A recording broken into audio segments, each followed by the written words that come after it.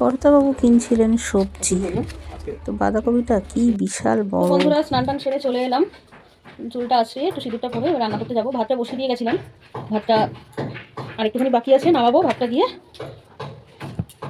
চিমগুলো একটু মেখে নিয়ে তারপরে রেডি হয়ে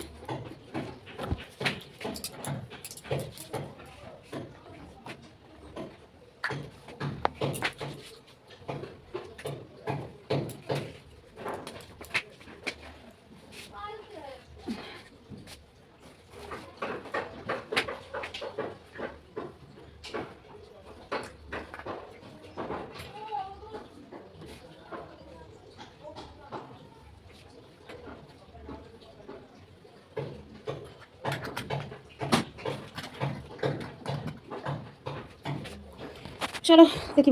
ভাতটা একটু বাকি আছে, ভাত উপর দেওয়া হয়ে গেছে। এবারে দেখো সেই সেদিনকে যে চুনো মাছ কটা ছিল, আজকে এই চুনো মাছগুলো রান্না করবো। আজকে সর্ষে বাটা দিয়ে আলু দিয়ে ঝাল করব, আর এই যে কাঁচা টমেটো দিয়ে চুনো মাছটা রান্না করব। তো বন্ধুরা সবজিগুলো কেটে নিই, স্নান টান হয়ে গেছে, সবজি টবজি কেটে নিয়ে এখন আমি রান্নাগুলো বসাবো। বন্ধুরা রান্নাবান্না সব কমপ্লিট। এই দেখো এখানে ভাত হয়ে গেছে, এই যেখানে হচ্ছে মোরলা মাছের চচ্চড়ি মানে টমেটো দিয়ে ভর্তা, ঝাল হচ্ছে সর্ষে বাটা দিয়ে। তো এবার যাই খাওয়া দাওয়া সেরে নিই, খাবার দাবার বাড়বো, বেড়ে খাবো।